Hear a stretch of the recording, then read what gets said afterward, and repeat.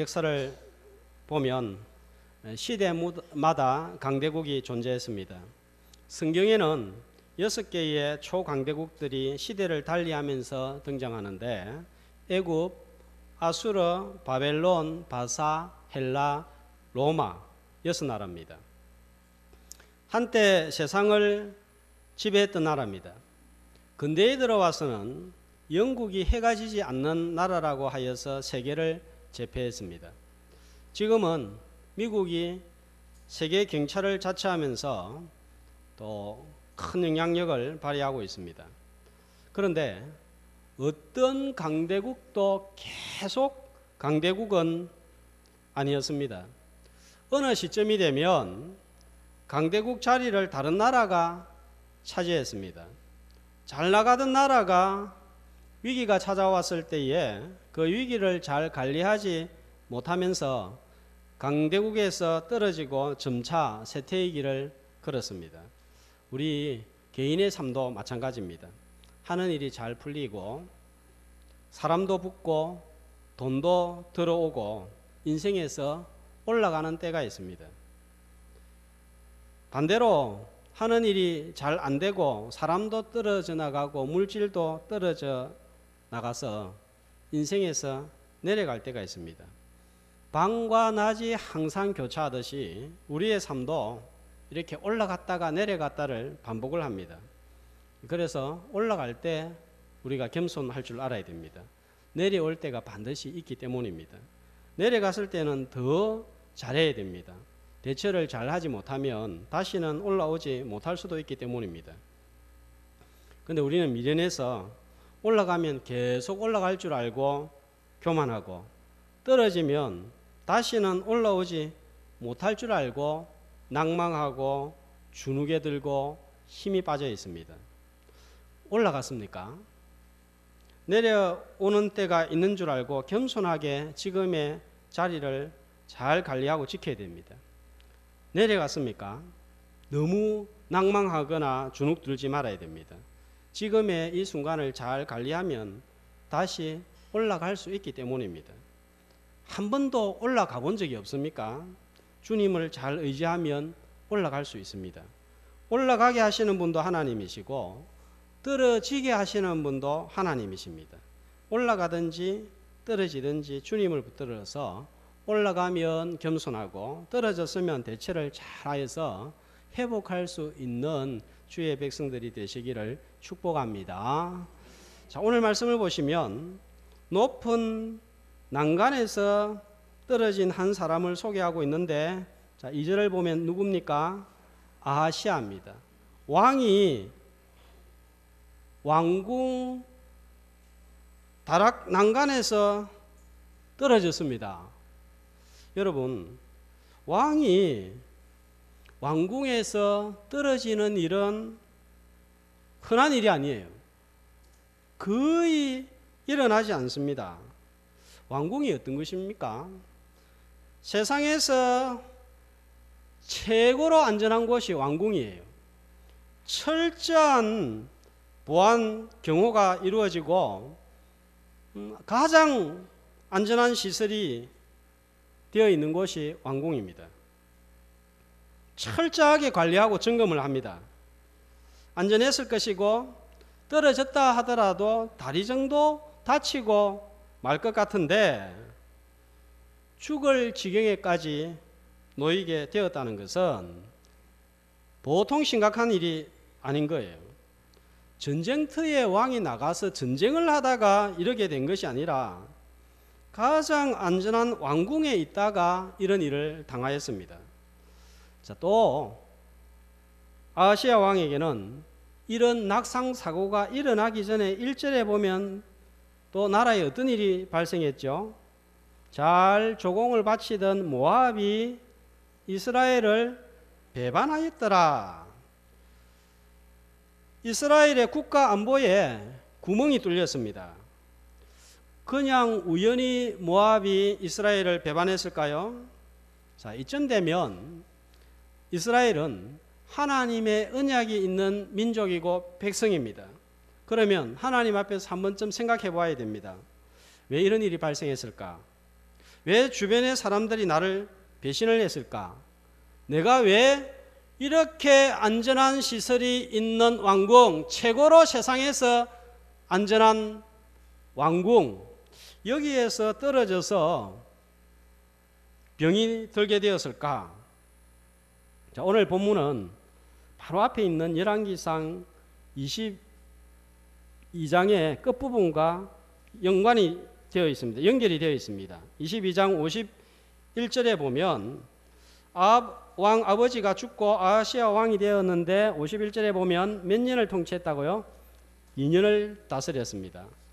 그 2년을 다스리는 동안 52절에 보면 그가 한 일이 나와 있습니다. 어떤 일을 행했습니까? 하나님 앞에서 악을 행했습니다. 53절은 그 악이 어떤 악이었는지 구체적으로 나오는데 어떤 악입니까? 바알 우상을 섬겼습니다. 그래서 하나님이 어떻게 하셨다고요? 경노하신 거예요.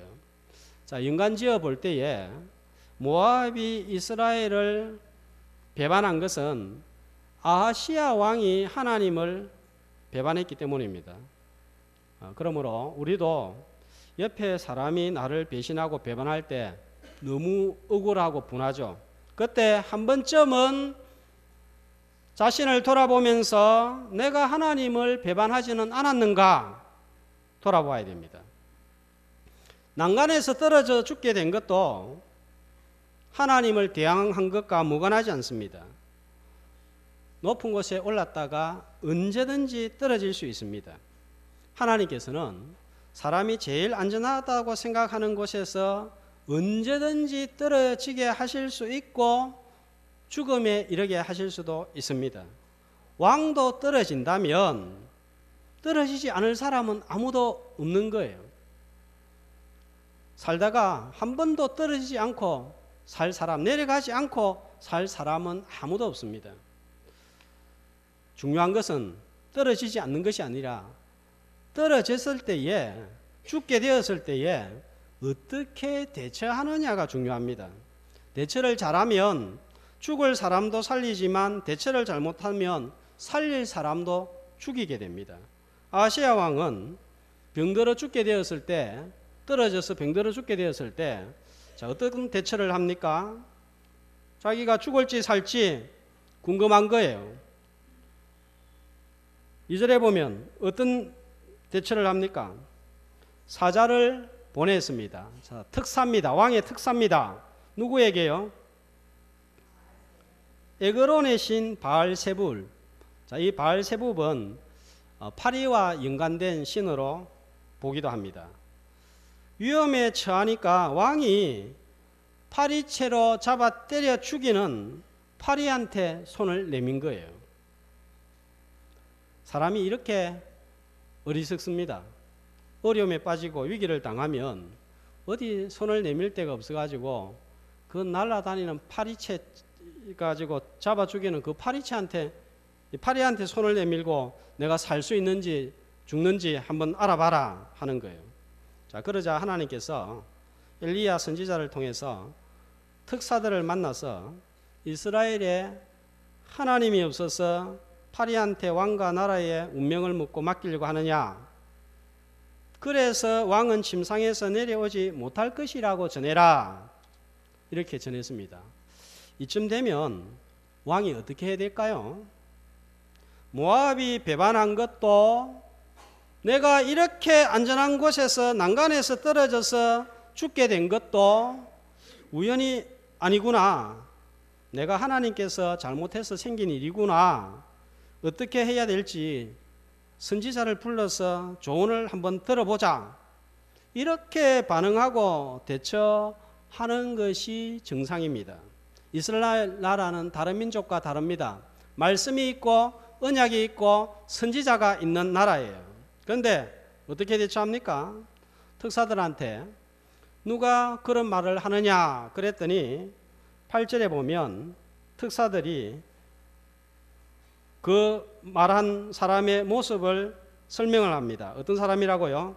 털이 많은 사람인데 허리에 가죽띠를 띄었다 하니 왕이 뭐라고 합니까? 듣자마자 바로 누구라고요? 디셉 사람 엘리야다. 알았습니다. 말이 떨어지기가 무섭게 뭐 몇 마디 한 것도 아니에요. 두 마디 하니까 엘리야네 이렇게 된 거예요. 엘리야를 잘 알았다는 말입니다. 일찍이 아버지 아합이 왕궁에서 엘리야를 만났던 것을 기억하고 아버지 시대에 엘리야가 기도하니까 비가 오지 않기도 하고 기도하니까 비가 내리게 하는 선지자, 기적을 행하는 선지자임을 잘 알고 있었다는 증거입니다.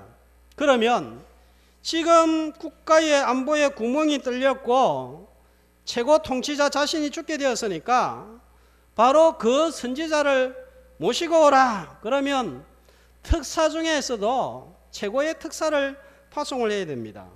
그런데 9절 말씀을 보세요. 누구를 보냅니까? 50부장과 군사 50명을 보냈습니다. 왜 군사를 보낼까요? 엘리야를 데리고 올 때에 강도들이 공격을 할까 걱정이 돼서 군사들을 보냈을까요? 아니에요.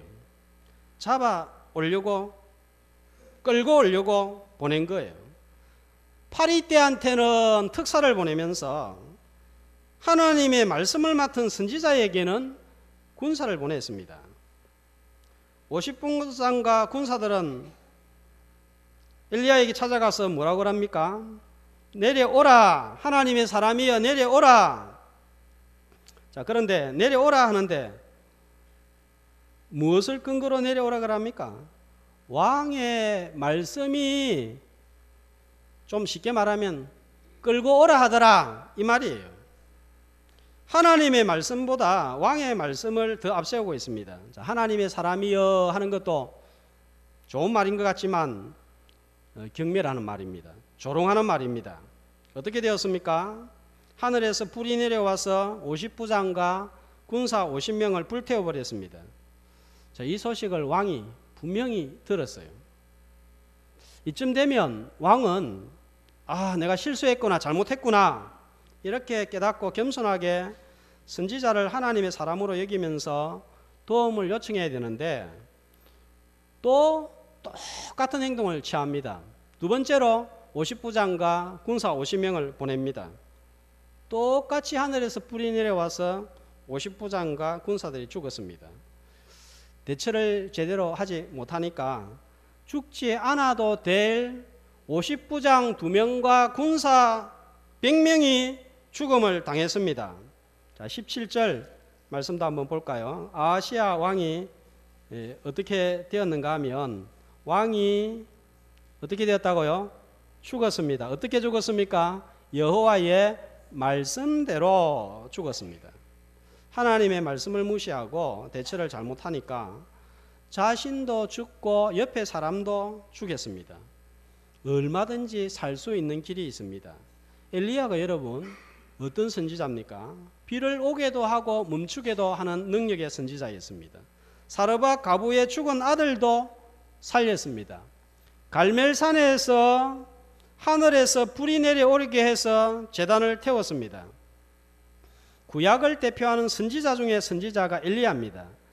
이런 엘리야가 왕이 대처하는 모습을 보면서 하나님이 없어서 파리한테 가서 목숨을 구걸하고 나라의 운명을 묻느냐 하는 것은 정말 뚜렷하고 분명하고 명확한 하나님의 음성이었습니다. 이처럼 명확하게 뚜렷하게 하나님의 음성이 전해질 수가 없는 거예요. 우상과 불신의 땅 북이스라엘에 이렇게 위대한 선지자를 허락하시고 보내셨다는 것은 그 땅이 받은 큰 축복이었습니다. 그러나 알아듣지를 못하고 거부를 합니다. 이 땅, 죄악의 땅에 하나님의 아들 예수님을 보냈지만 세상이 거부하고 조롱하고 무시하고 받아들이지 않는 모습을 아시아 왕 시대에도 볼 수 있습니다. 오늘의 시대와 아시아 왕 시대가 다르지 않다는 것을 발견하게 됩니다. 이렇게 엘리야를 통해서 하나님의 음성을 천둥같이 나팔 소리처럼 크게 들려주어도 아시아 왕은 알아듣지를 못하고 살 길을 택하지 아니하고 죽을 길을 택했습니다. 이유가 뭡니까? 하나님을 왜 찾지 않았습니까? 열왕기상 16장 30절 32절에 보면 아하시야 왕의 아버지 어머니가 어떤 사람인지 나옵니다. 누굽니까? 아버지가 아합 왕입니다. 아합 왕은 어떤 일을 했습니까? 하나님 앞에 악을 행했는데 어떤 악을 행했습니까? 모든 사람보다 악을 행하는 일에 제일 앞장을 섰습니다.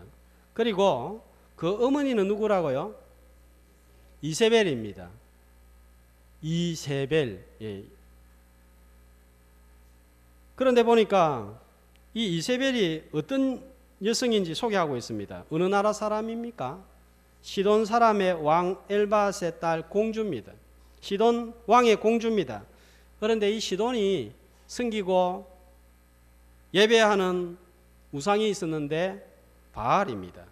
자, 그런데 이 이세벨이 왕비로 들어오면서 그냥 들어오지 아니하고 바알 신전 안에 사마리아 바알 신전 안에 바알을 위하여 제단을 쌓았습니다.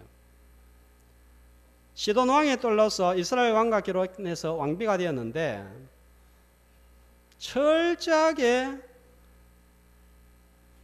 바알 우상을 가지고 들어와서 왕궁에 들어오면서 북이스라엘이 바알 우상을 본격적으로 섬기기 시작하는 시발점이 바로 이 이세벨이 들어오면서부터입니다. 얼마나 이세벨이 바알과 아세라 우상을 철저하게 섬겼는지 열왕기상 18장 4절에 보면 나중에 선지자들을 멸하려고 했습니다. 어떤 선지자입니까? 하나님의 선지자들 전부 다 죽이려고 합니다.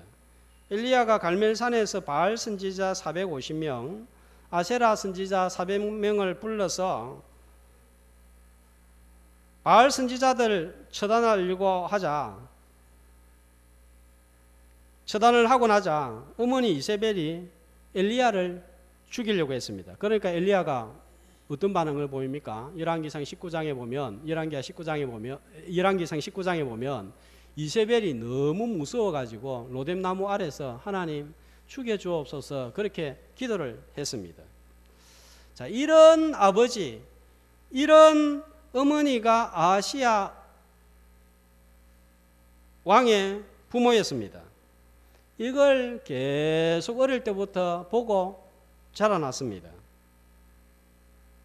부모의 영향을 당연히 받았습니다.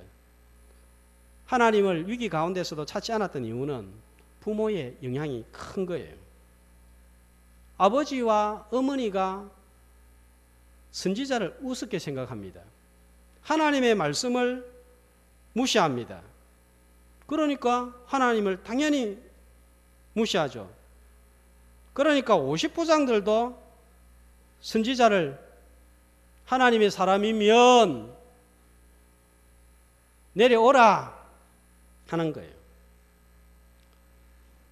열왕기하 2장에 보면 다음 주에 살펴보겠지만 그 후계자 엘리사에게 아이들이 엘리사를 보고 막 놀립니다.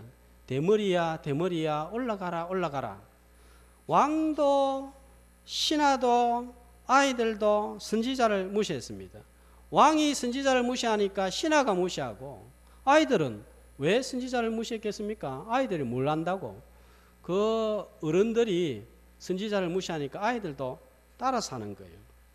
부모에게 보고 배우는 것입니다. 그래서 부모인 우리가 신앙생활을 제대로 해야 되는 거예요. 자주 말씀드리지만 아이들은 가르친 대로 말한 대로 행하지 아니하고 본대로 행합니다.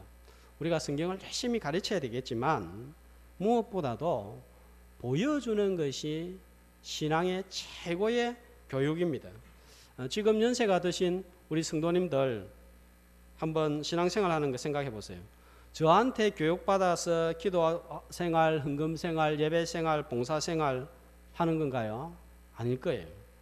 과거에 어렸을 때 어른 성도들이 집사님이 장로님이 하는 것을 보고 나중에 내가 어른이 되어서 장로가 되고 권사가 되고 직분자가 되니까 그때 그 장로님, 그 권사님 새벽에 이렇게 기도하더라. 그때 집사님들이 이렇게 땀을 흘리면서 수고를 하고 봉사를 하더라. 나도 모르게 그거 본 거 생각하고 따라하는 거예요. 우리 아이들도 마찬가지입니다. 수련회 가고 성경학교 합니다. 지금은 어른들이 식당 봉사하고 수련회 때 간식 사들고 새벽기도 하는 거 보면 그냥 하는 것 같다 이렇게 생각합니다. 그러나 이제 이 아이들이 자라서 어른이 되면 지금 우리들이 행했던 봉사와 기도를 머리에 기억해 두고 있다가 자기도 모르게 따라하는 거예요. 젊은 집사님들도 마찬가지입니다. 지금 중직자들이 중직자로서 행하는 모습을 보고 중직자가 되면 그때 군사님 늘 새벽에 나와서 기도하더라. 그때 장로님 늘 그렇게 헌신하더라. 그렇게 해서 따라하는 거지. 설교 한번 듣고 성경 몇 번 읽고 그렇게 헌신하고 봉사하고 기도하지 않는다는 것입니다. 특별히 가정에서 이 부모님들이 잘해야 됩니다. 집에 가서 아이들 앞에서 교회 비난하고 목회자 흠을 이야기하고 다른 성도들 욕하면 아이들에게는 불신앙의 독을 팍팍 먹이는 게 되는 거예요. 안 듣는 척해도 애들이 다 듣습니다. 좋은 이야기 할 때는 애들이 잘 못 듣는데 문을 조금 열어놓고 부모 모르게 싹 다 듣는 거예요. 봉사하면 저렇게 불평하구나, 손해보는구나, 욕을 듣는구나. 나는 봉사하지 말아야지. 교회는 깊이 들어가면 안 되는구나. 하나님을 믿으니까 예배 안 드릴 수는 없고 예배만 드려야지. 이렇게 되는 거예요. 반대로 성도끼리 서로 사랑하는 모습, 화목하는 모습, 세워주는 모습, 평안이 있는 모습, 또 이 성도들이 교육자를 또 세워주는 모습, 또 교육자들이 교회를 위해서 헌신하는 모습, 이런 걸 보고 자라면 교회는 따뜻한 곳이구나, 위로가 있고 평안이 있구나, 어디를 가든지 교회는 꼭 찾아가야지, 나도 저 집사님처럼 믿음 생활해야지. 신앙이 없어도 이렇게 되는 거예요. 여보로 이래라 저래라 하는 것은 쉽습니다. 그러나 삶으로 보여주는 것은 참 어렵습니다. 그러나 영향력은 말할 때 발휘되는 것이 아니라 보여줄 때 영향력이 발휘가 됩니다. 입으로 가르치는 신앙이 아니라 몸으로 보여주는 신앙으로 선한 영향력을 우리 자녀들에게 증가하는 믿음의 성도들 다 되시기를 주의 이름으로 축복합니다. 난간 높은 곳에서 떨어져 죽게 되었는데도 하나님을 찾지 않았던 까닭은 아시아 왕은 부모의 영향이 컸던 것이 분명합니다. 그러나 더 중요한 원인은 아시아 자신의 마음이에요.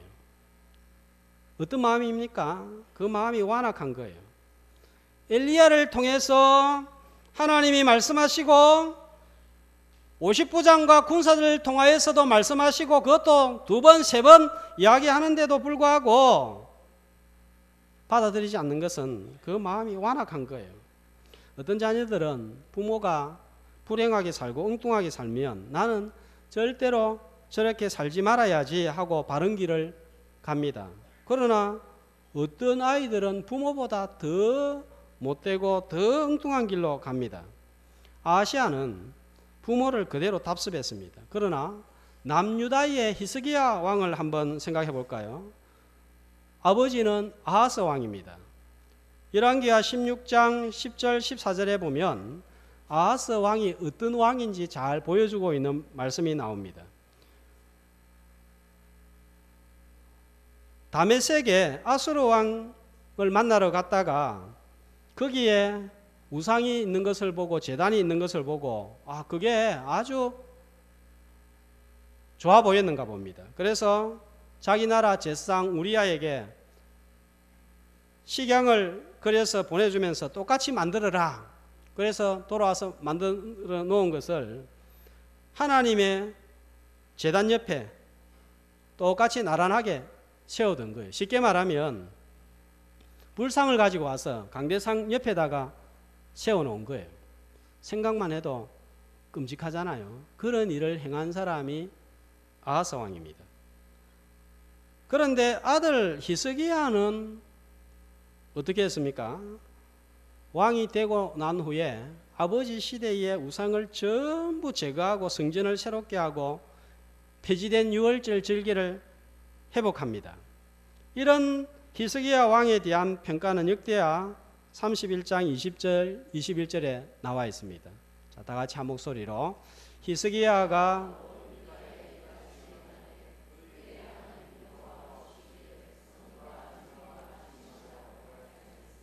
그가 행하는 모든 일, 곧 하나님의 전에 수종드는 일에나 율법에나 계명에나 그의 하나님을 찾고 한 마음으로 행하여 형통하였더라.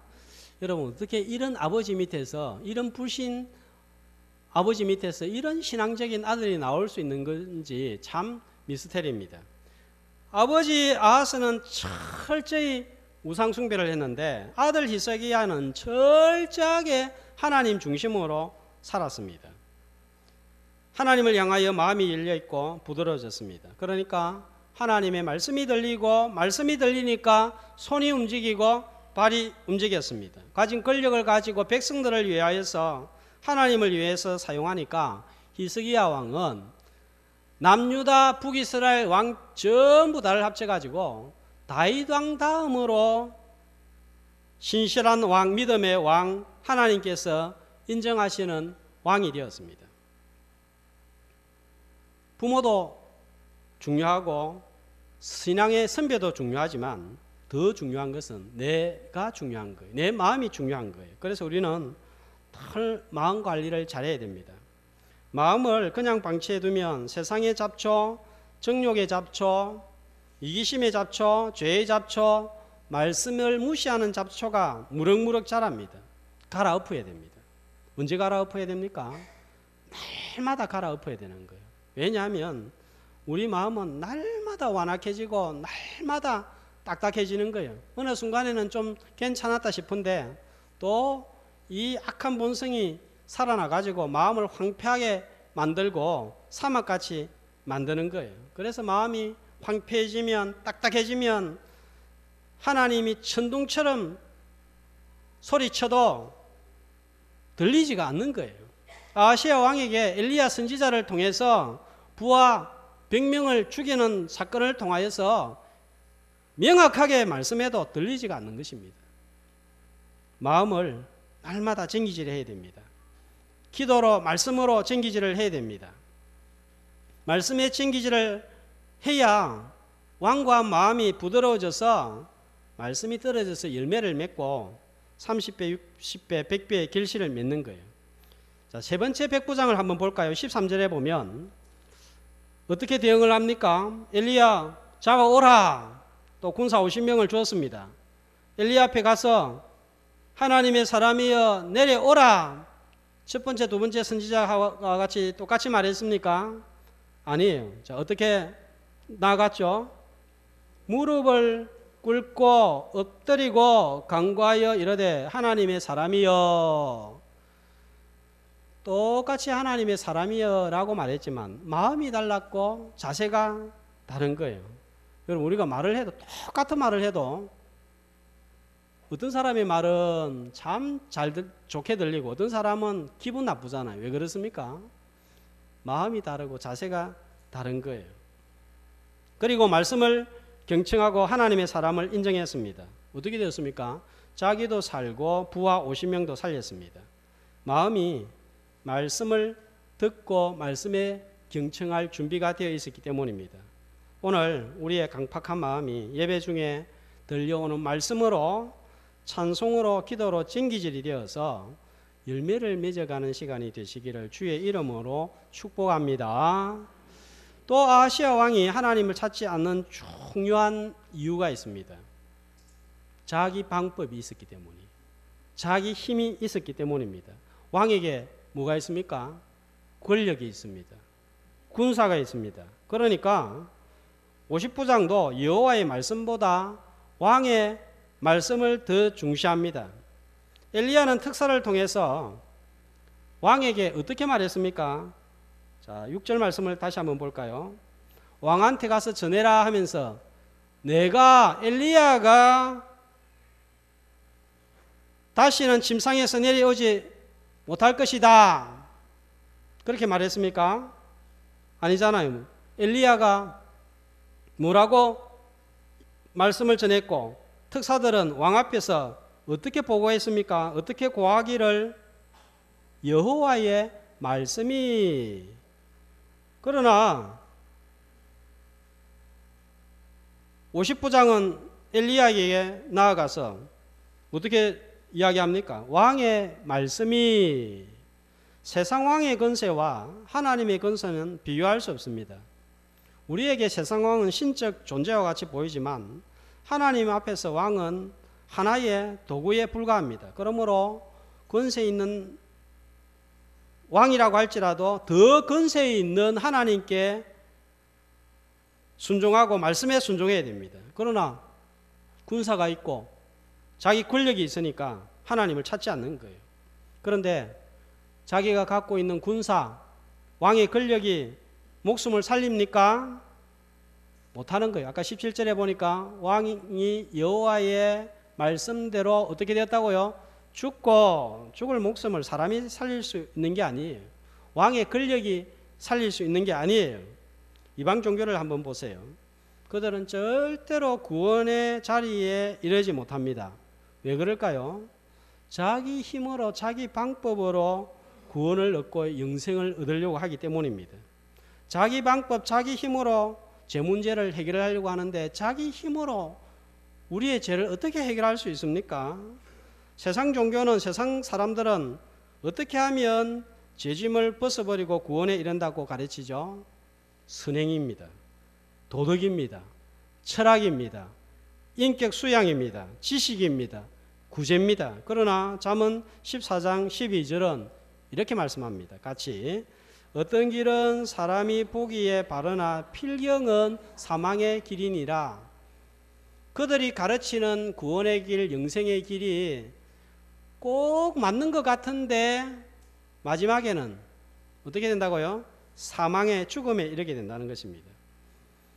어떻게 죄짐을 벗고 하나님의 말씀은 어떻게 영원한 나라에 우리가 도착할 수 있다고 합니까? 하나님의 말씀은 어디에서 우리가 죄짐을 벗는다고 그러죠? 십자가 바라볼 때예요. 십자가 붙들 때예요. 내 의와 공로는 던져버리고 십자가 바라보고 십자가 붙들 때 비로소 죄짐이 떼굴떼굴 굴러가 버리고 구원 얻고 영생을 얻게 됩니다. 아하시야 왕은 난간에서 떨어졌을 때 자기 방법 바알세불, 자기 힘, 군사 의지했다가 자신도 죽고 부하도 죽이고 말았습니다. 자, 그러나 아까 이야기했던 히스기야 왕을 한번 살펴보겠습니다. 열왕기하 20장 1절에 보면 히스기야도 죽을 병이 들었습니다. 자, 그때 히스기야가 어떻게 대처했는지 한 목소리로 그때에 히스기야가 병들어 죽게 되매 히스기야가 낮을 벽으로 향하고 여호와께 기도하여 이르되 심히 통곡하더라. 내가 내 기도를 들었고 내 눈물을 보았노라. 내가 내 날에 15년을 더할 것이며. 히스기야가 대처한 방법은 뭡니까? 눈물과 통곡과 기도입니다. 근데 여러분, 눈물을 흘려도 누구 앞에서 눈물을 흘리고 통곡을 해도 누구 앞에서 통곡을 하느냐가 중요합니다. 성도는 사람 앞에서 눈물을 흘리고 통곡하는 자가 아니라 하나님 앞에서 통곡하고 눈물을 흘리고 간구하면 그것이 우리 성도들에게 최고의 무기가 되는 거예요. 왜 그럴까요? 그 눈물을, 그 기도를, 그 통곡을 하나님이 들으시고 보시기 때문인 거예요. 오늘 우리의 눈물과 통곡과 기도를 하나님이 반드시 들으신다는 사실을 기억하고 하나님께 집중하는 예배의 시간이 되시기를 축복합니다. 그렇게 하나님께 눈물과 통곡으로 그 기도의 무기를 가지고 나아갔더니 히스기야는 어떻게 되었습니까? 똑같이 죽을 병, 어쩌면 더 심한 병에 걸렸음에도 불구하고 15년 생명 연장을 받았습니다. 배가 아프면 반창고 바른다고 낫지 않습니다. 배 아프지 않는 약을 먹어야 됩니다. 높은 난간에서 떨어지고 몸과 영혼이 병들었을 때 바르게 대처하면 회복될 수 있고 새롭게 될 수 있습니다. 하나님을 의지하고 선지자로부터 나오는 말씀을 들으면 살 수 있습니다. 처방을 잘 내리고 진단을 잘 내리면 살 수 있습니다. 혹시 높은 난간에서 떨어졌습니까? 바알세붑에게 달려가지 말고 잘못 받은 영향력으로부터 벗어나고 부드러운 마음으로 말씀의 귀를 기울이고 자기 방법, 자기 힘을 내던져 버리고 하나님을 찾음으로 다시 회복되고 새롭게 되는 저와 여러분이 되시기를 주의 이름으로 축복합니다.